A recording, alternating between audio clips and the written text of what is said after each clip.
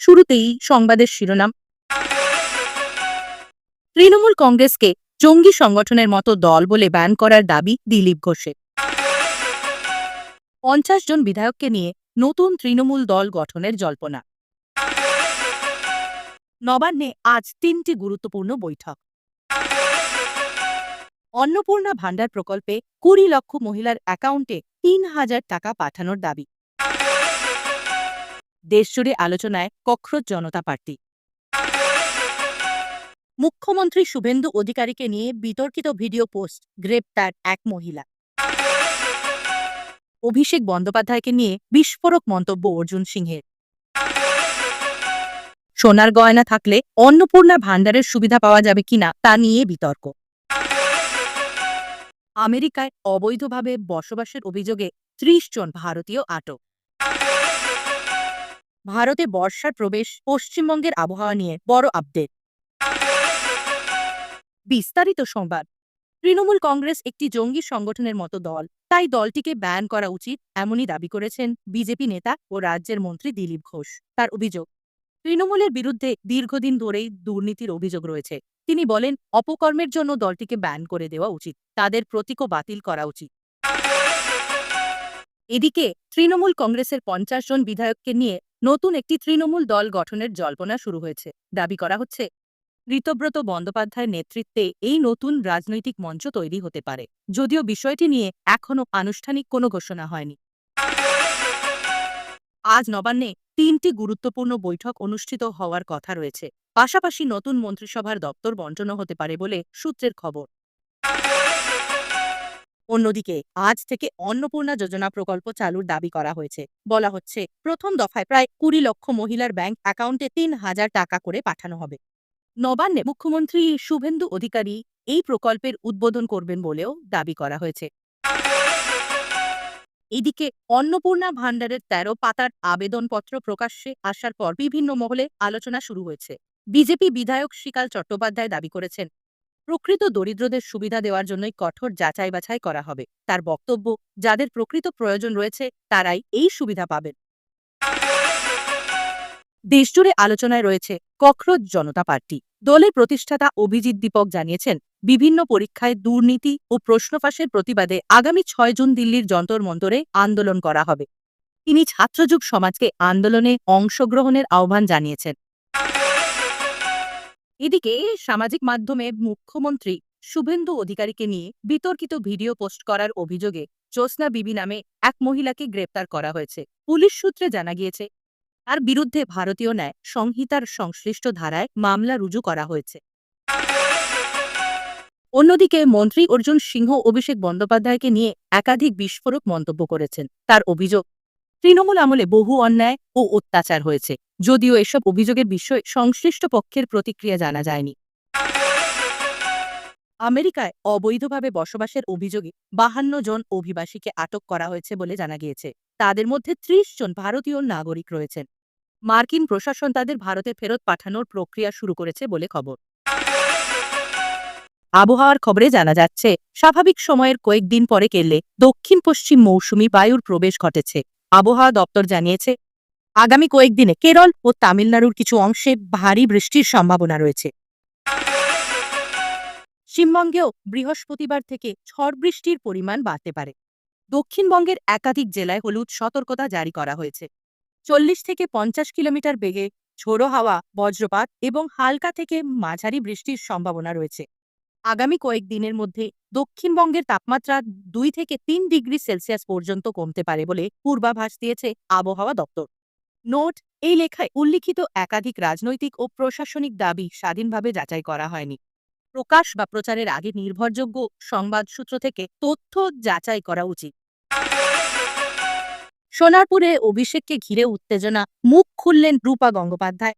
সোনারপুরে এক রাজনৈতিক কর্মসূচিতে গিয়ে বিক্ষোভের মুখে পড়েন তৃণমূল কংগ্রেসের সর্বভারতীয় সাধারণ সম্পাদক অভিষেক বন্দ্যোপাধ্যায়। অভিযোগ, তাকে লক্ষ্য করে ডিম ছোড়া হয়, ধাক্কাধাক্কির ঘটনাও ঘটে। পরিস্থিতি উত্তপ্ত হয়ে উঠলে এলাকায় মোতায়েন করা হয় অতিরিক্ত পুলিশ বাহিনী। এই ঘটনাকে কেন্দ্র করে বিজেপি নেত্রী রূপা গঙ্গোপাধ্যায় জানান, খবর পাওয়ার সঙ্গে সঙ্গেই তিনি স্থানীয় পুলিশ প্রশাসনের সঙ্গে যোগাযোগ করেন। তার দাবি, রাজনৈতিক মতপার্থক্য থাকলেও কোনো জনপ্রতিনিধির উপর হামলা সমর্থন করা যায় না। তিনি প্রশাসনকে দ্রুত ব্যবস্থা নেওয়ার অনুরোধ জানান এবং পরিস্থিতি নিয়ন্ত্রণে রাখতে প্রয়োজনীয় পদক্ষেপ গ্রহণের আহ্বান জানান। এদিকে স্থানীয় বাসিন্দাদের একাংশ দীর্ঘদিনের ক্ষোভের বহিঃপ্রকাশ ঘটিয়েছেন বলেও দাবি উঠেছে। ঘটনাকে কেন্দ্র করে রাজ্য রাজনীতিতে নতুন করে বিতর্ক শুরু হয়েছে। লক্ষ্মীর ভাণ্ডার নিয়ে কড়া বার্তা দিলীপ ঘোষের। অন্নপূর্ণা যোজনার প্রসঙ্গ তুলে বিজেপি নেতা দিলীপ ঘোষ দাবি করেছেন, প্রকৃত যোগ্য ব্যক্তিদেরই সরকারি প্রকল্পের সুবিধা দেওয়া হবে। তিনি অভিযোগ করেন, অতীতে বহু অযোগ্য ব্যক্তি বিভিন্ন সরকারি প্রকল্পের সুবিধা পেয়েছেন। তার বক্তব্য, যারা বেআইনিভাবে আর্থিক সুবিধা নিয়েছেন তাদের বিরুদ্ধে তদন্ত হওয়া উচিত এবং প্রয়োজনে সেই অর্থ পুনরুদ্ধারের ব্যবস্থাও নেওয়া হতে পারে। পাশাপাশি তিনি জানান, নতুন প্রকল্পে আবেদনকারীদের আর্থিক অবস্থা, সম্পত্তি ও অন্যান্য তথ্য খতিয়ে দেখা হবে। বেসরকারি হাসপাতাল নিয়ে মুখ্যমন্ত্রীর কড়া অবস্থান। রাজ্যের স্বাস্থ্য পরিষেবাকে আরও শক্তিশালী করতে বড় সিদ্ধান্তের কথা ঘোষণা করেছেন মুখ্যমন্ত্রী। সরকারি সুবিধায় জমি পাওয়া বেসরকারি হাসপাতালগুলিকে দরিদ্র রোগীদের জন্য নির্দিষ্ট সংখ্যক শয্যা সংরক্ষণের নির্দেশ দেওয়া হয়েছে বলে জানা গেছে। সরকারি হাসপাতালগুলিতে রোগীর চাপ কমানোর পাশাপাশি আর্থিকভাবে দুর্বল মানুষের উন্নত চিকিৎসা নিশ্চিত করাই এই সিদ্ধান্তের মূল লক্ষ্য বলে প্রশাসনিক সূত্রে খবর। সিবিএসইর মূল্যায়ন প্রক্রিয়া নিয়ে প্রশ্ন তুললেন রাহুল গান্ধী। সিবিএসইর উত্তরপত্র পুনর্মূল্যায়ন ও নম্বর যাচাই সংক্রান্ত ফি নিয়ে সরব হয়েছেন বিরোধী দলনেতা রাহুল গান্ধী। আর অভিযোগ, নিজের উত্তরপত্র পুনরায় যাচাই করতে গিয়ে শিক্ষার্থীদের অতিরিক্ত অর্থ ব্যয় করতে হচ্ছে। তিনি দাবি করেন, মূল্যায়নে ভুল থাকলে তার দায় শিক্ষার্থীদের উপর চাপানো উচিত নয়। এই প্রসঙ্গে কেন্দ্রীয় শিক্ষা ব্যবস্থার স্বচ্ছতা নিয়েও প্রশ্ন তুলেছেন কংগ্রেস নেতা। অভিষেক বন্দ্যোপাধ্যায়কে ঘিরে নতুন বিতর্ক। রাজ্যের রাজনৈতিক মহলে নতুন করে চর্চা শুরু হয়েছে অভিষেক বন্দ্যোপাধ্যায়কে ঘিরে। বিভিন্ন অভিযোগের ভিত্তিতে তদন্ত এগোচ্ছে বলে সূত্রের খবর। এদিকে নতুন একটি এফআইআর দায়ের হওয়ার খবর সামনে আসায় রাজনৈতিক চাপ আরও বেড়েছে বলে মনে করছেন পর্যবেক্ষকরা। তবে তৃণমূল কংগ্রেসের পক্ষ থেকে সমস্ত অভিযোগ অস্বীকার করা হয়েছে এবং রাজনৈতিক উদ্দেশ্যপ্রণোদিত বলেই দাবি করা হয়েছে। সামাজিক মাধ্যমে ভাইরাল ভিডিও, মামলা দায়ের। উত্তরপ্রদেশের এক বাসিন্দার বিরুদ্ধে সামাজিক মাধ্যমে বিতর্কিত মন্তব্য করার অভিযোগ উঠেছে। ভাইরাল হওয়া একটি ভিডিওকে কেন্দ্র করে পুলিশ তদন্ত শুরু করেছে এবং প্রাসঙ্গিক ধারায় মামলা দায়ের করা হয়েছে। প্রশাসনের বক্তব্য, দেশের নিরাপত্তা ও সামাজিক সম্প্রীতির বিরুদ্ধে কোনো উস্কানিমূলক মন্তব্য বরদাস্ত করা হবে না। আইন নিজের হাতে না নেওয়ার বার্তা।